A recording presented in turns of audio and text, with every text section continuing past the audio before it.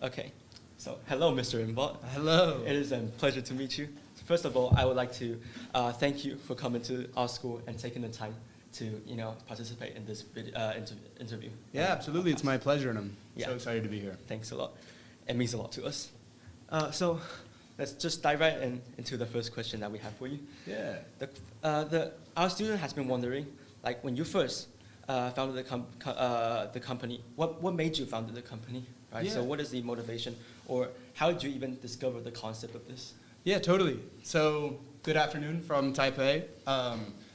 I'm here in town from Philadelphia, and I am the CEO and co-founder of the Community Grocer, which is a complete reinterpretation of federal nutritional assistance policy. And our goal is really to reinvent the corner store to bring access to delicious and convenient and healthy meal options to communities that otherwise don't have them.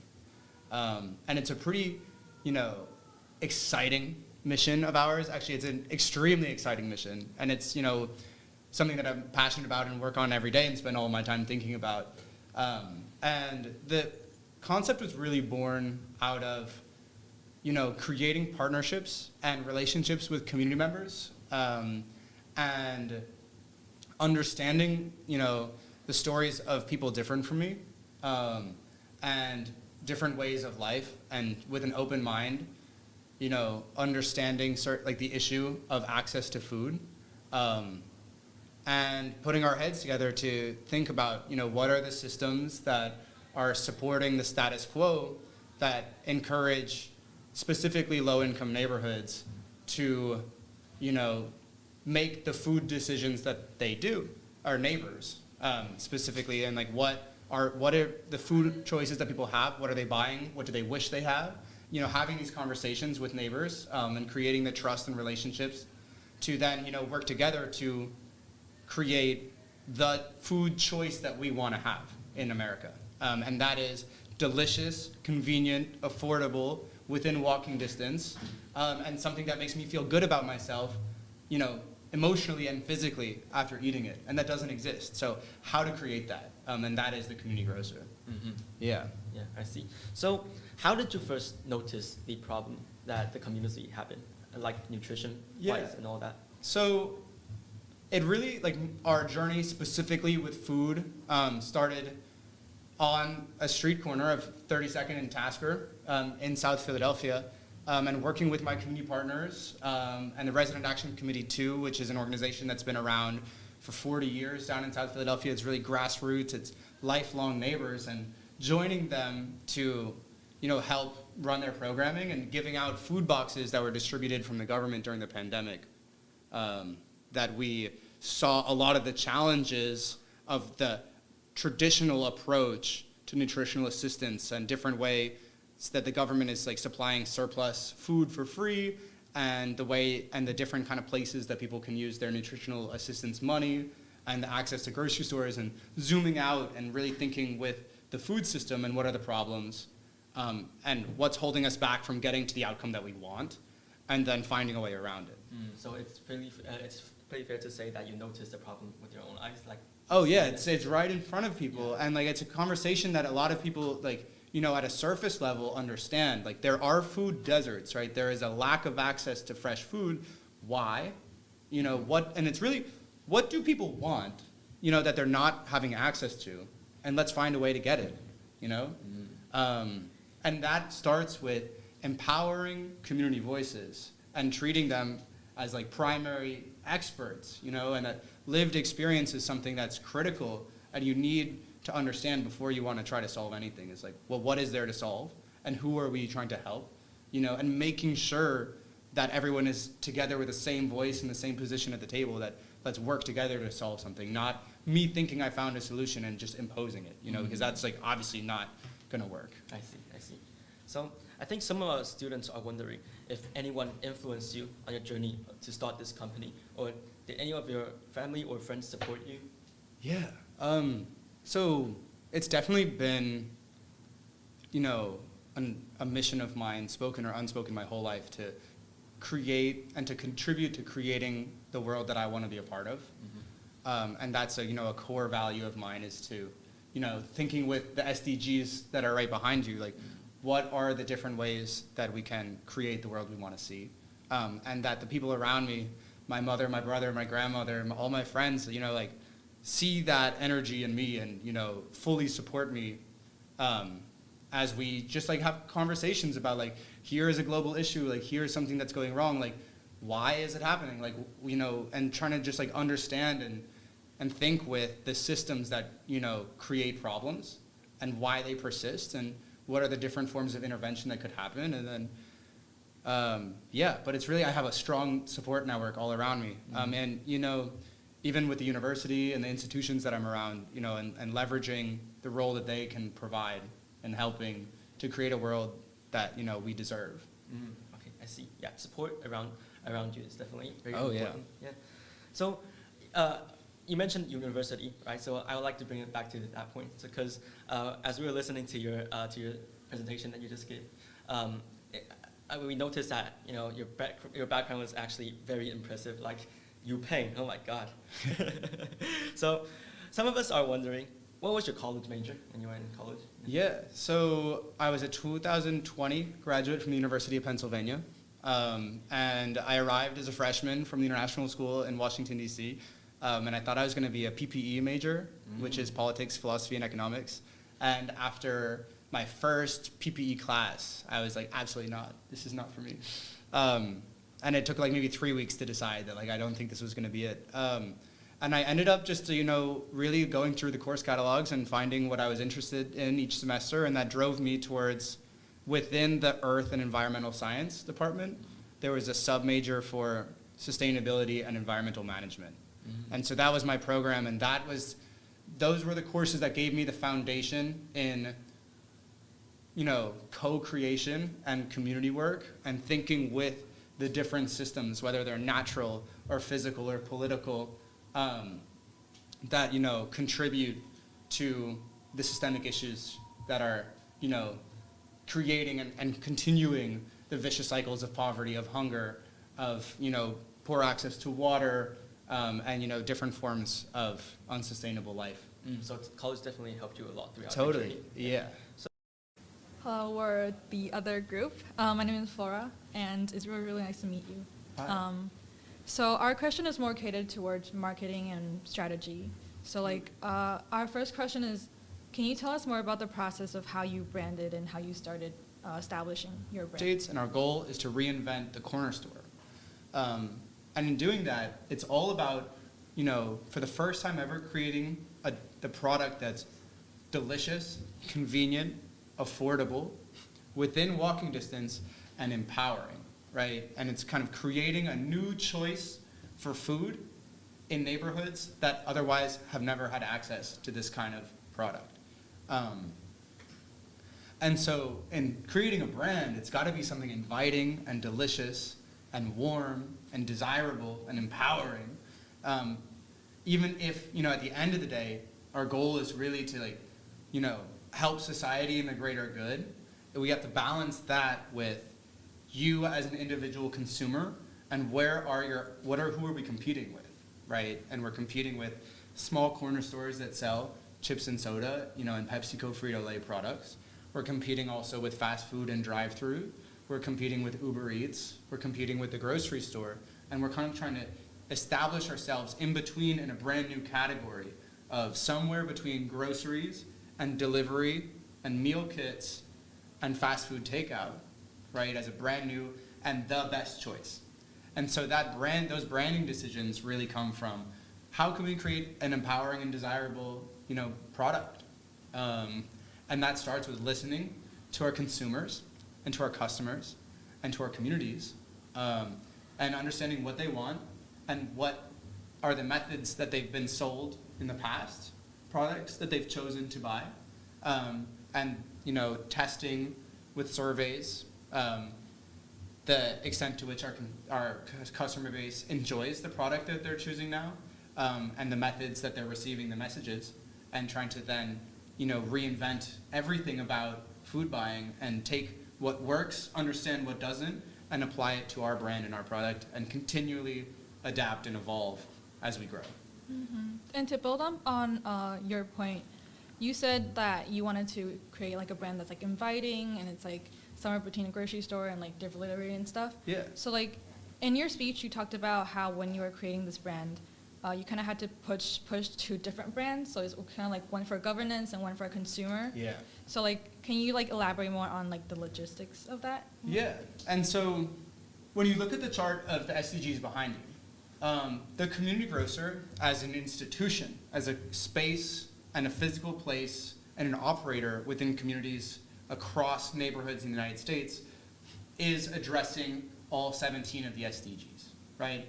And so when we're thinking about different ways of funding our business and our stores and our growth and our technology platforms, and we want to communicate the way that we're, alleviating poverty and hunger and creating healthier communities and reducing inequalities and helping mothers and daughters and, all, people really, be better and have better management of their time and access to water, really all of this. I could read it all off behind you. Those are things that we can write up very formally and ask for different funding from institutions to help us achieve these goals. But you as a consumer, when you're deciding what do you want for dinner, those aren't really what are driving your decisions. It's, is it delicious? How fast is it gonna be here? And can I afford it, right? Is it within my budget today? And so how do you, on your socials, the public places where people come to understand what you're working on, balance those two audiences? And they're very different. And so at the beginning was more of a neutral online presence, saying the Community Grocer, reinventing, reimagining. And as we begin to open kitchens and start selling products, we'll end up really, I think, splitting in terms of the institutional level brand versus the consumer brand and keeping those messages a little separate. Because they're not necessarily like everything you want to see here versus your decision here for dinner. That's kind of like the opposite of what I thought, because like I thought initially it was like two separated and you were like incorporated into one, but it's like the exact opposite. So how are you able to like, as your brand develops and expands, how are you able to like balance that? Yeah, so we're at a really pivotal moment now where we're building our first location in Southwest Philadelphia.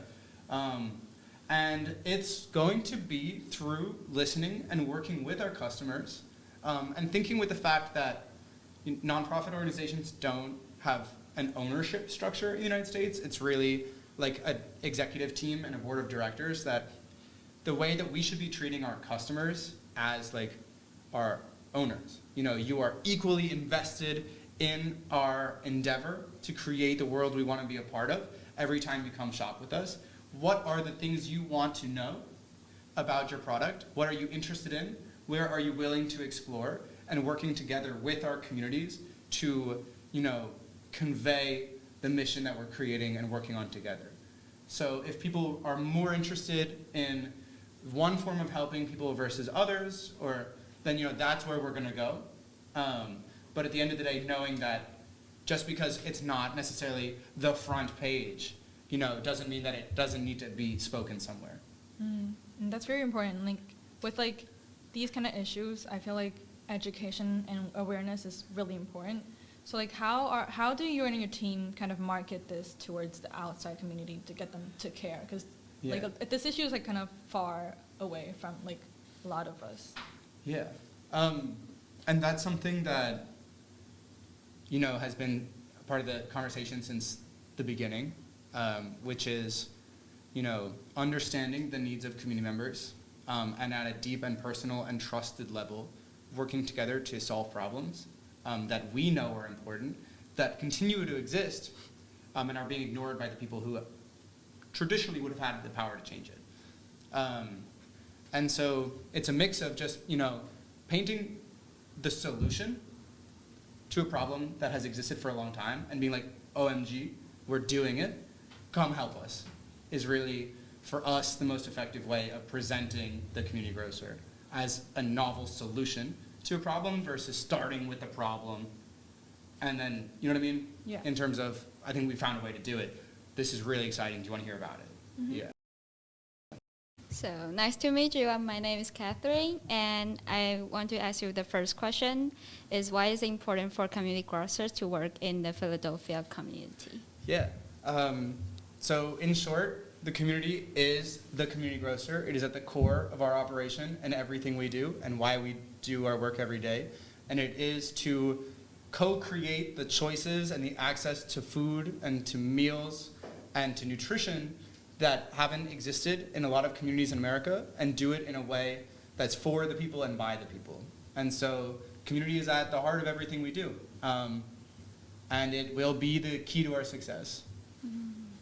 And you mentioned that there is going to be a community outreach center at your company, and what would you hope to do in the future? Yeah, so our goal in creating the Community Grocer is to, reinvent the corner store and to create that physical space in neighborhoods that acts as, the retail point and, access to nutrition, but also to leverage the ritual of food and the way that people are coming, 1, 2, 3 times a day to the store to eat, and to use that opportunity to connect them back with the resources and programs that are already out there to help them, live better lives and a more sustainable life.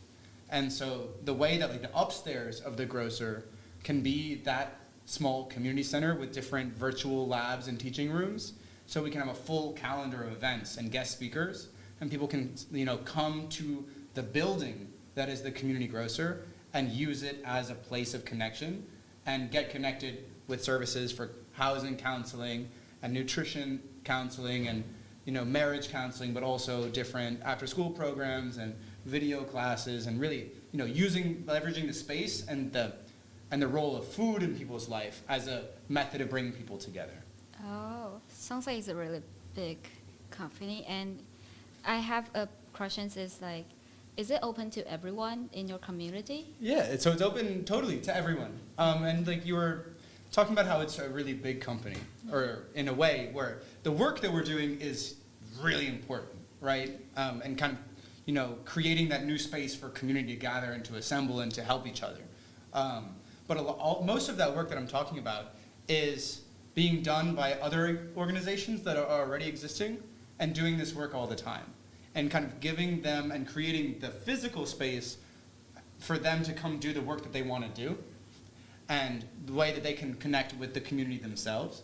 And so it's really, being that umbrella organization that helps people come together. So, we don't have to do all the lifting, especially when there's so many people that are already doing work, to work together, not to try to, do it better than each other, but really to uplift everyone. Yeah.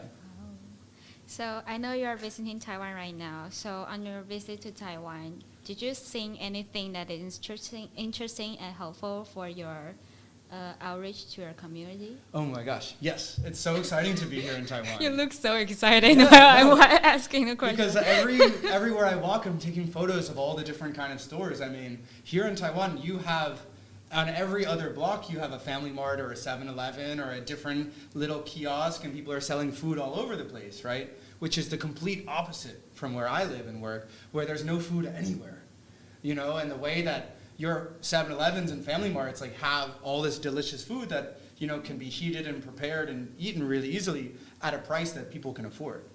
And so everywhere I look, it's, balancing of what could be in Philadelphia, that it is totally possible economically, physically, socially, to create a system where food is all around you. And we don't have it. So I'm taking photos everywhere, getting inspiration from different vegetarian and vegan places and different stalls, and just the way that people are interacting with cooked food and prepared food here is inspiring and exciting. Yeah. It's very glad to hear that. And also, I noticed that on Community Grocer website that you cooperate with 6 different community partners. Are there any reasons you choose to work with them specifically? So it's really, at this point, as a startup company, right, leveraging the connections that we have, and when people hear about the work that we're doing and the work that we want to be doing, and they're interested and they want to contribute, to find a way to, whoever wants to help, come on, join on, right? And so those community partners are the ones that, have since the beginning and, as we've grown, heard about us, learned about us, or we reached out and wanted to help, right? And so, thinking with the building and the physical spaces of what the Community Grocer will be in the neighborhoods that we operate in, it's all about creating institution to let everyone else come in and join and contribute their specialties. And so that we can, as efficiently as possible, work together to create the solutions that we want to see. So I kind of want to go back to the previous questions, because you say that you saw the convenience stores everywhere were selling food everywhere in Taiwan. Yeah. So did you ever thought about that? The community grocer will grow bigger and maybe have like more organization over the state?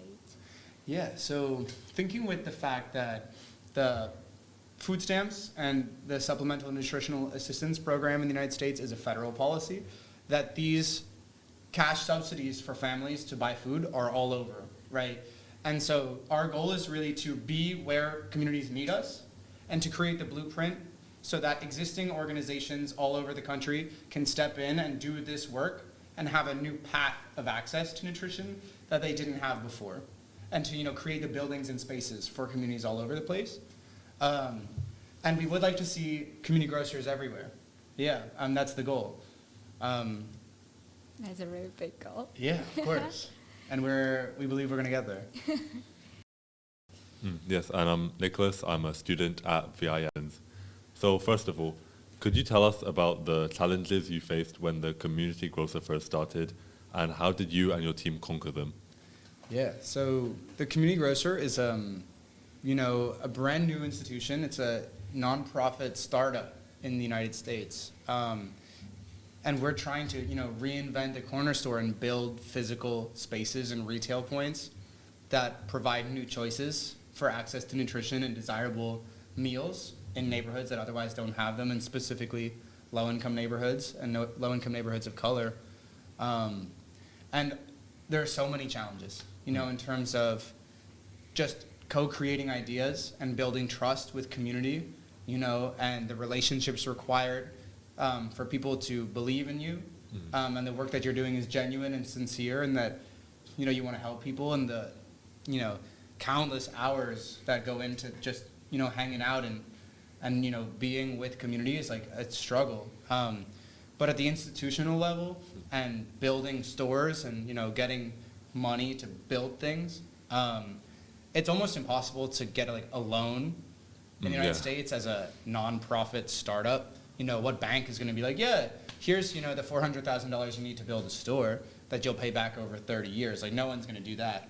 And so we had to really come up with a brand new way of fundraising to, get the funds necessary to build the store. And that was incredibly difficult. And, it's still taking time as we go, but we've made good partners and won awards and prizes and grants. And we're very fortunate to be in the position we are. Oh, wait, what was your main way of fundraising again? So we applied for so every year the University of Pennsylvania has the President's Engagement Prize for Sustainability. Never heard of that. Yeah, so it's something for graduating seniors from the university who want to either start a business or a nonprofit. And so we applied and we won that, which was an initial $100,000 from the university to start. And that pretty much launched us and opened a lot of doors. Yeah. Wow, very impressive. Thanks. Man. Yeah, I actually want to go to University of Pennsylvania. Philadelphia is a special place. Yeah, one day. One day. When my GPA is better. Yeah. All right. On to the next question. When you first proposed the whole concept to the community, were they supportive, and were there any negative opinions? Yeah, so I wouldn't say that I initially proposed the concept to the community. I think we really came up with it together.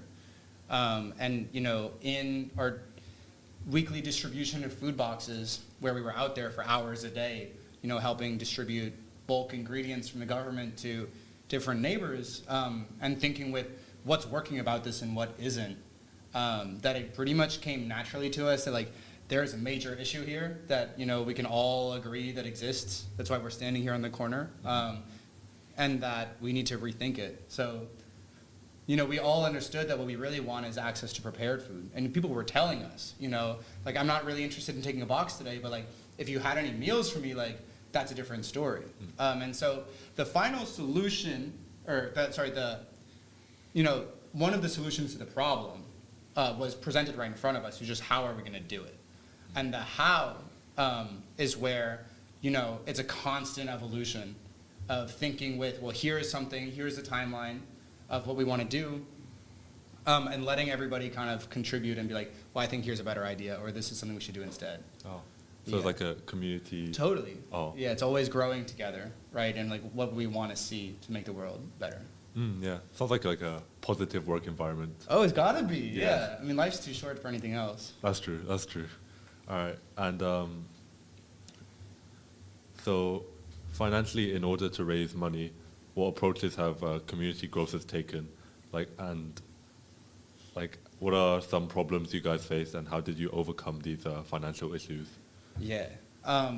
So we're just right off, extremely fortunate to be in the situation we are, having graduated from the University of Pennsylvania, having met the people that we've met, and the different business leaders and politicians and community members, and foundations and institutions and different professors who are already writing grants, and so we've been in a unique position to, be some of the first people to apply for different funding opportunities, and then have like the community partners and the credentials and the language and the mission to, be the ones to be awarded these sums.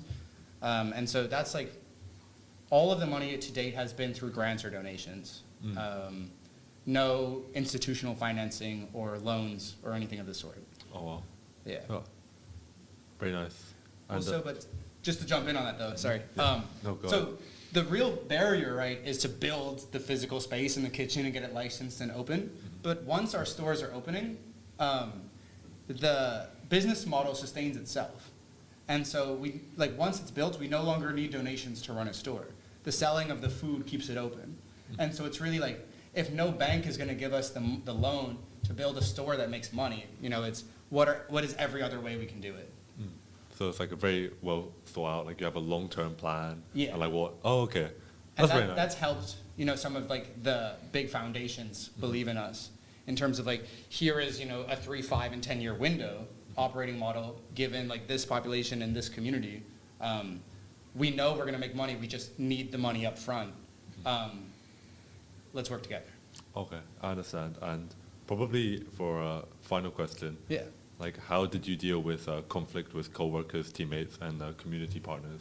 Yeah, so I think the biggest thing that might arise in terms of building a team with a mission such as the Community Grocer is if anybody thinks that the work that they're doing is to really benefit themselves, when it's the goal of every bit of effort and every minute we put into this is to make a stronger community and a stronger city and a stronger society.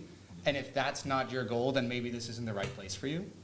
And having that conversation and making sure that people understand that this is a team and we're here to create good for the people. And if you're really just thinking about yourself, then like maybe try somewhere else. Okay, all right, that's all we have time for. Thank you for being a part of this podcast, and I wish you luck in the future. Thank you so much. Wish you luck in the future. Thank you so much.